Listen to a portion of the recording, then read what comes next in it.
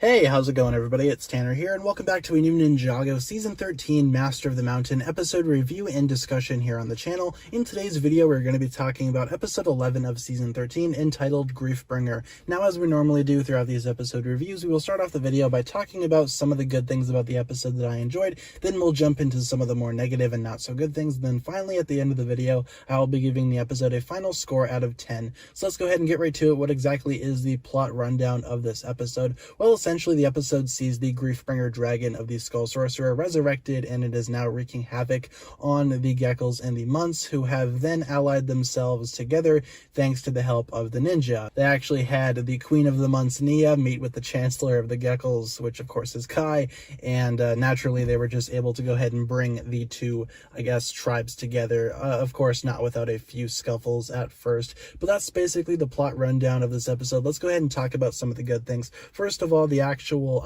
plot of Cole's mother is explained a little bit more. One of the Geckos just kind of explains, their perspective on the whole issue regarding Lily and what exactly she did and what she did for the Geckos and the Munts a long time ago. So that was pretty interesting. Again, anything regarding Cole's mother, I am, immediately on board with, because I'd like to find out more about her character, and it's actually rather sad how some of the Geckos actually care for her, and it is kind of heartbreaking once it's revealed to the Geckos that, she's passed away a long time ago, so she's not around anymore, and you could definitely see that there were a little bit of sad moments in between there as well, and that's not really, too unheard of in Ninjago, but it certainly is heartbreaking. And of course, the Skull Sorcerer is around in this episode, and he is very intimidating. As always, it's very nice to see him back, and it actually is pretty cool to see a little bit more of what he can do. Also, the best thing about this episode, in my opinion, is that the ninja team is now back together, with the exception of Cole, but he will join up a little later in the season.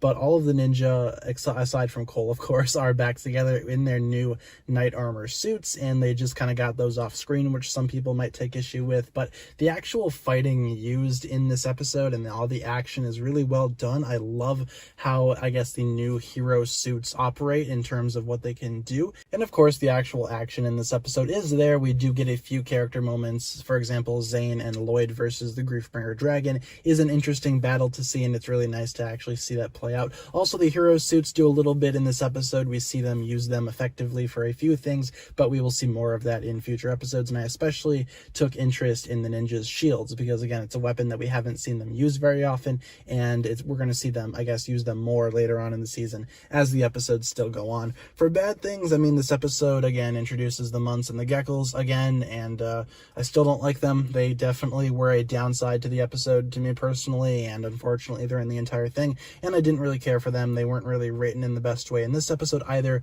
but they do get better as the season goes on. And some people might comment how the episode is a little boring at first, and I agree, it does take a while to pick up and get going, but for the most part, it's not that terrible. I, in fact, rather enjoyed this episode. It's not my favorite episode out of the entire season, but it's definitely not the worst episode ever. I'm going to go ahead and give this episode an 8.5 out of 10 for everything I just listed in this review. And again, thank you so much for watching this video. Let me know down below in the comments what you thought of the episode, and hopefully you guys enjoyed the video. If you did, be sure to like, comment, subscribe, do all that fun stuff, and check out the links down below in the description for my other forms of social media. As always, big shout out goes out to my Patreon supporters, including once again the marvelous Jan. Thank you guys so much for watching this video. Once again, my name is TannerFishies, and with that, I bid you farewell.